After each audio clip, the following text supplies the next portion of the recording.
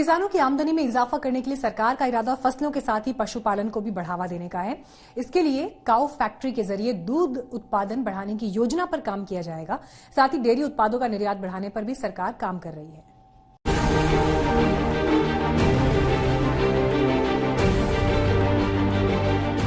किसानों की आय दोगुनी करने के लिए सरकार अलग अलग योजनाओं पर काम कर रही है।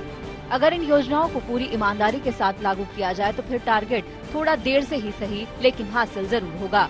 इन योजनाओं में है डेयरी उद्योग। खेती के साथ ही पशुपालन आय बढ़ाने का आसान जरिया है। खुद पीएम सदन में अपने संयुक्त संबोधन में इसका जिक्र कर चुके हैं।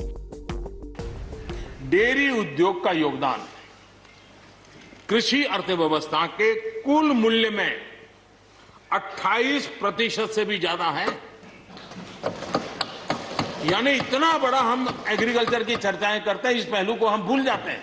28% कंट्रीब्यूशन है और करीब करीब 8 लाख करोड़ रुपयों का कारोबार है। जितने रुपये का दूध होता है उसका मूल्य अनाज और दाल दोनों मिला ले तो उससे ज्यादा है।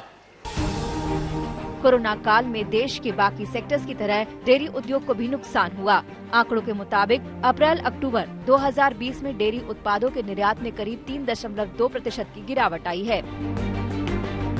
ये गिरावट कोरोना के चलते पैदा हुए प्रतिबंधों की वजह से हुई है, लेकिन सरकार अब इसकी रफ्तार बढ़ाने के लिए कई योजनाओं के साथ तैयार है। इनमें शामिल है डेयरी प्रसंस्करण और बुनियादी ढांचा विकास कोष यानी DIDF, राष्ट्रीय डेयरी विकास कार्यक्रम यानी NPDD और सहायक डेयरी सहकारिता और किसान उत्पादक संगठन यानी SDCFPO।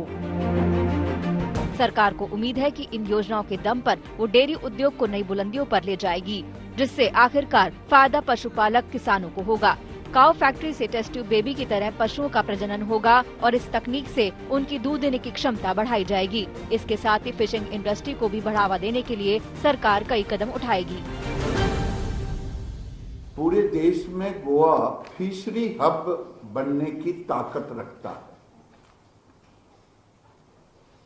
और इसीलिए हमने मिनिस्टर से और चीफ मिनिस्टर से वार्ता करके लगभग 400 करोड़ का 400 करोड़ का निवेश का, जिसमें सेंट्रल गवर्नमेंट डायरेक्ट भी कुछ करेगी, कुछ स्टेट और पोर्ट शिपिंग डिपार्टमेंट के साथ मिलके करेंगे।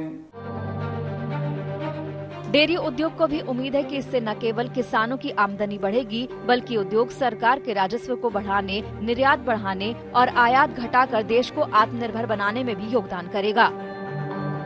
दूध का total production around 190 lakh ton का है हमारे कंट्री में, भारतवर्ष में, जिसके अंदर मोर देन 50% दूध का प्रोडक्शन की प्रोसेसिंग प्राइवेट इंडस्ट्री के माध्यम से करी जाती है। डेयरी में नए नए माध्यम से, जो नए टेक्नोलॉजीज के माध्यम से जो प्राइवेट इंडस्ट्री व कोऑपरेटिव सेक्टर जो काम करता है, उससे नई प्रोडक्टिविटी व उसके अंदर क्वालिटी अच्छी हो रही है। अच्छी क्वालिटी के माध्यम से हम डेयरी प्रोडक्ट्स का एक्सपोर्ट भी बाहर करने में सफल हो रहे हैं। जाहिर है इकोनॉमी को बढ़ाने से लेकर आत्मनिर्भर भारत के निर्माण तक संभावनाएं भारत के परंपरागत सेक्टर्स में भरपूर हैं, लेकिन जरूरत है इन्हें पहचान कर प्रोत्साहन देने और योजनाओं को सही से लागू करने की। डेयरी उद्योग का भी मानना है कि अगर योजनाओं को अमली जामा पहनाया जाए तो फिर इन्हें सफल होने से कोई नहीं रोक सकता। एनिमल हस्बेंड्री के एरियाज में मैक्सिमम सरकारी योजनाएं राज्य सरकार व सरकारी क्षेत्र में ही रह जाती है। कोई भी योजना, कोई भी पॉलिसी जो सरकार बनाती है तो उसे प्राइवेट सेगमेंट को साथ लेकर अपना बनाया जाए, ताकि उसके अंदर सारे बेनिफिट्स कोऑपरेटिव और प्राइवेट इंडस्ट्री को सारे को साथ साथ मिले। उम्मीद है कि अब सरकार इस सेक्टर की मुश्किलों को समझकर उन्हें दूर करेगी, जिससे ये किसानों की आय दोगुनी करने का लक्ष्य हासिल किया जा सकेगा। आज तक ब्यूरो।